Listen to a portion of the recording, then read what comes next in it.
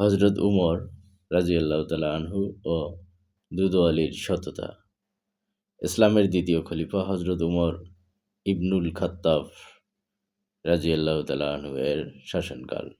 তিনি প্রায় রাতের অন্ধকারে ছদ্মবেশে মদিনার অলিগলি ঘুরে বেড়াতেন, যাতে তার প্রজাদের প্রকৃত অবস্থা জানতে পারেন। এক গভীর রাতে তিনি মদিনার উপকণ্ঠে একটি জীর্ণ কুঠিরের পাশ দিয়ে যাচ্ছিলেন।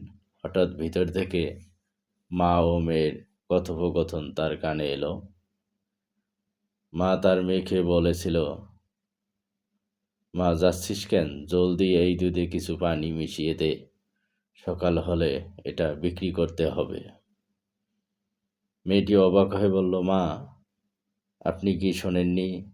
আমিরুল মুমিনিন হযরত উমর রাযিয়াল্লাহু তাআলা আনহু ঘোষণা দিয়েছেন যে দুধে পানি মেশানো যাবে না।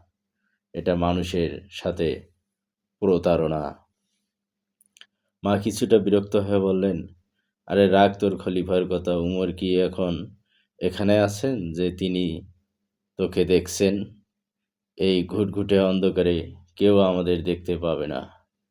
মেয়েটি তখন খুব শান্ত কিন্তু দৃঢ় কণ্ঠে জবাব দিল, "মা, উমর না হয় আমাদের দেখছেন না, কিন্তু উমরের রব আল্লাহ তো আমাদের দেখছেন।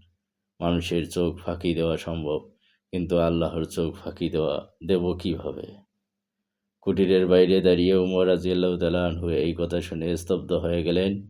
মেয়েটির আল্লাহ ভীতি এবং সততা দেখে তার চোখে পানি চলে এলো। তিনি ঘরের দরজাটি চিনে রাখলেন এবং সেখান থেকে ফিরে এলেন।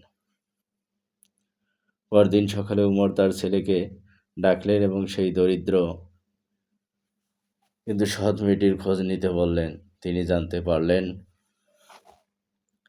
মেয়েটি অত্যন্ত পরহেজগার। উমর রাযিয়াল্লাহু তাআলা আনহু কোনো রাজকুমারী না খুঁজে এই সাধারণ দুধ আলীর সততায় মুগ্ধ হয়ে তার ছেলে আসিমের সাথে মেয়েটির বিয়ে দিয়ে দিলেন। আসলে সততা একটি মহৎ গুণ।